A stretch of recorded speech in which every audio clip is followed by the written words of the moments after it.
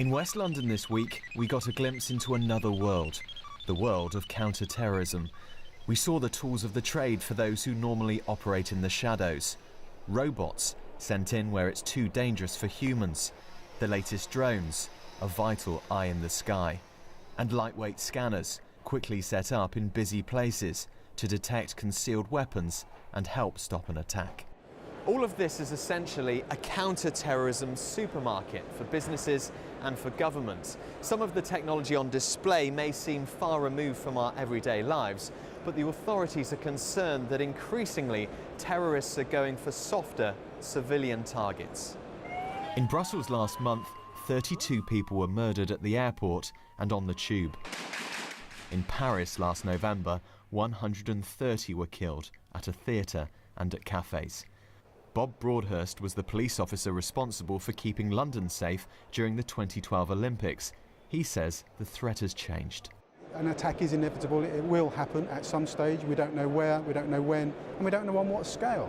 But London is a largely resilient city, and the actions of the police service in disrupting those terrorists, the reassurance that our emergency services, if something does happen, will put it back on track very quickly.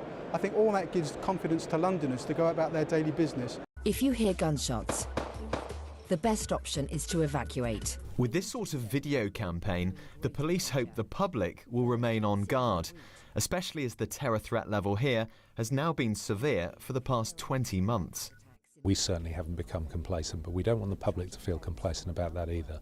So we want them to remain alert and not alarmed, and we want them to be vigilant, and we want them to be able to report anything suspicious.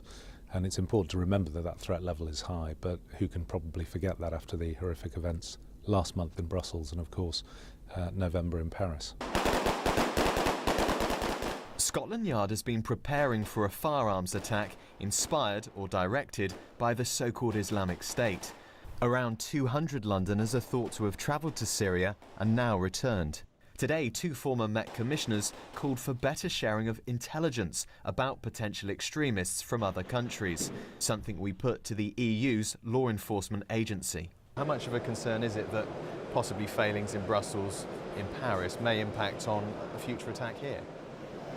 Well, I think any terrorist attack that gets through the net represents a failure somewhere in our response. And given the proximity, of course, of France and Belgium to the UK, given what we know about the dispersed nature of a large community of potential terrorists that are operating in or around Europe, then yes, I think we in the community are worried about the prospect of another attack, and yes, it could be in the United Kingdom. The Met stresses there is, at the moment, no specific threat to the capital. But all this technology can only do so much. The real challenge is to stop those who'd carry out an attack from being radicalised in the first place. Beake, BBC London News.